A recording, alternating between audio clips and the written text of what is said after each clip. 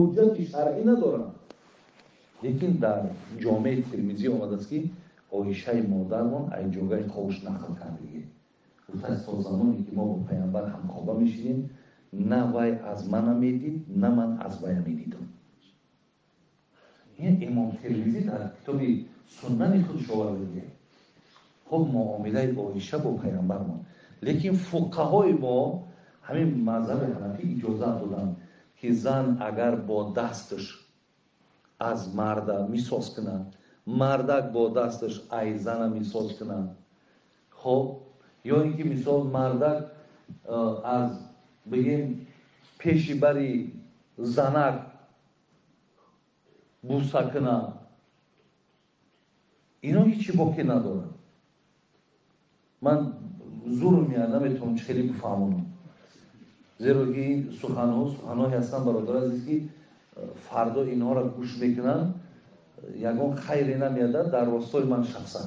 لیکن من مقابل همون طرز خانه‌داری هستم که امروز برای مردم دلیل و حجت میکنن.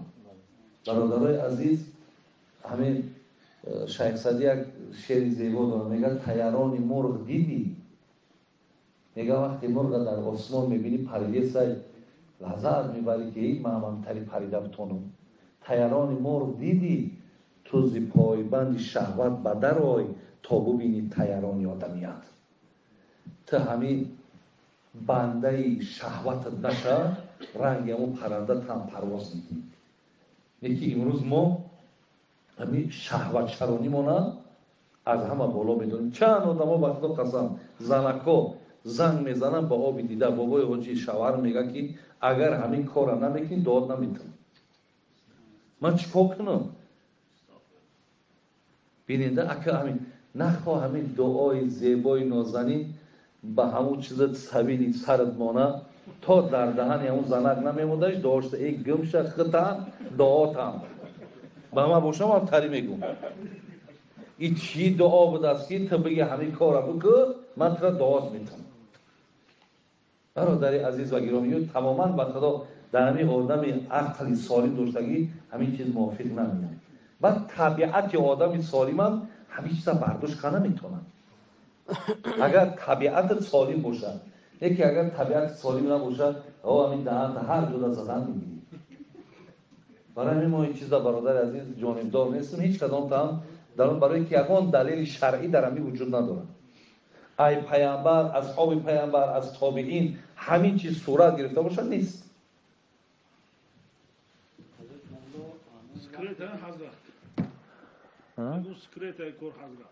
خیلی اکتب سکرت که همون جاگای خوشه ما او را مقصد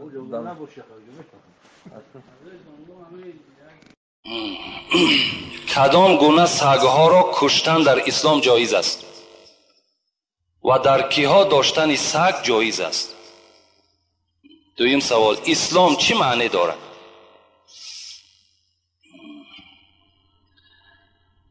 چگونه سگها را کشتن در اسلام جایز است و برای کدام انسانها سگ در خانه نگه داشتن جایز است؟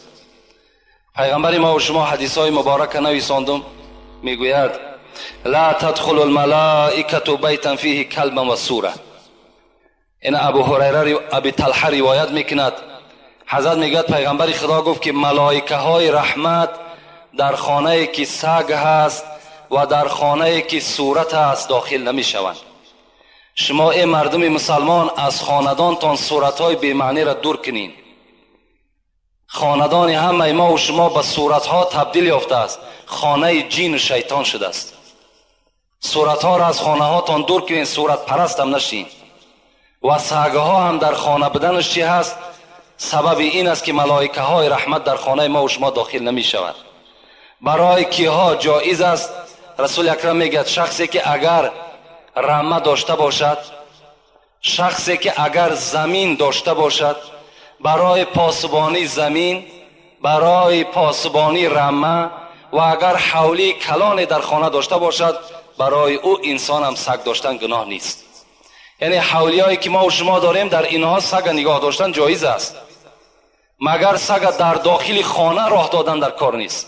خانه ای که ما و شما میشینیم در او طعام میخوریم، در اونجا جای مثال خواب ما و شماست، در همون داخل خانه جایگیر کردن سگ جایز نیست، در حوالی باکی ندارد. خب اسلام چی معنا دارد؟ اسلام معناش همین است که در همه امرهای قرآن و سنتهای پیغمبر تسلیم شدن، این اسلام است. اسلام معناش این است که به هیچ کس ضرر نرسان و از هیچ کس ضرر نبین. این اسلام ما و شما چنان دینی هست که در داخلش همه رحم و انصاف جایگیر است.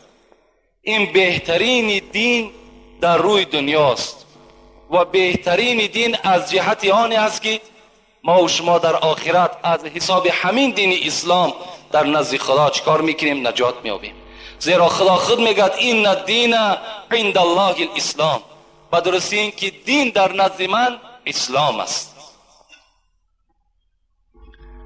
همین اسلام ها ببین که امروز اگر چنده که دشمنای اسلام دین ما را به دین تروریستی و دیگر حواله میکنن، آن کسانی که این سخن نسبت دین ما میگن خود اونها تروریست هستند.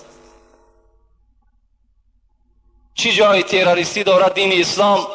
در وقتی که امین بایزید بسطامی را ما به شما یک قصه شا بگم، از بسطام حضرت در میانش یک تخم را بست میگد برای در راه خوردن. اسلام آداب شبین، رحم شبین.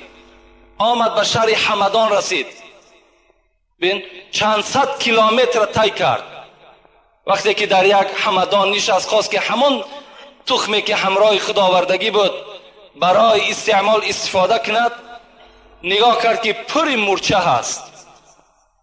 حضرت نگاه هم تا پیچوند، گفت این مورچه های همون شهر باستان هستند. شهر بستام، همین مورچه ها از شهر بستام آمدگی هستند. این من اگر در شهر حمدان حاضر اگر اینها را من کشاده کنم، اینها همه سرگردان می شوند، اینها را باید شهر خودشان بردن در کار. حضرت پس گشتن بستام آمدن، همون مورچه ها را در شهر خودشان کشادن. ببین این رحم بی انصاف بی اسلام ببین چگونه دین است. دین ما و شما دین نصیحت است، دیگر هیچ چیز ندارد.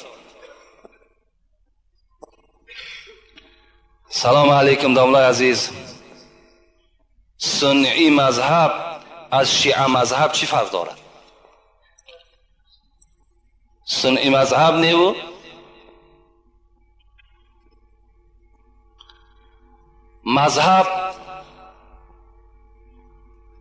مذهب ما و شما که اهل سنت و الجماعه هست از شیعه مذهب به چی فرق میکنه؟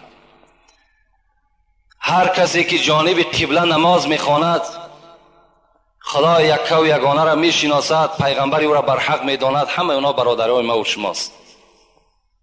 هر جا که یک آدم خداگو باشد اون برادر ما و شماست. از شیعه مذهب ها در دشمنی کردن، دشمنی خدا کم است، با آنها دشمنی کنیم. میلش اگر چنده که تفاوت دارن، فرقیت دارن، نسبت صحابه پیغمبر ممکن تحقیرای دارن، لیکن برای ما و شما جدا کردن امروز اهل سنت از شیعه هیچ لازم هم نیست و در داخل این موضوع ما و شما هم کارم نکنیم.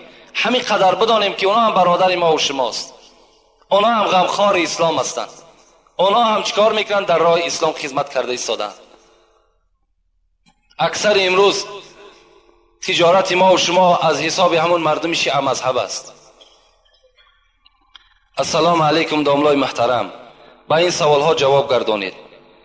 بالای سر مرد در وقت جان کندن زنی که یاسین را تواند خواندن مرد نباشد میتوان تلقین کند؟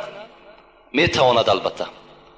یعنی مردی که در حالت نزع جان است هیچ کسی نیست که یاسین بالای او بخواند. پیغمبر خدا را حدیث مبارکش است که شما در حالتی که نزع جان می شود یکی از برادر شما یاسین بخوانید. اگر نباشد مردی میتونیم که زنی که اگر یاسین نمیتواند بیاید تلقین همون مرده کند، باکی ندارد، هیچ جای گناهش نیست.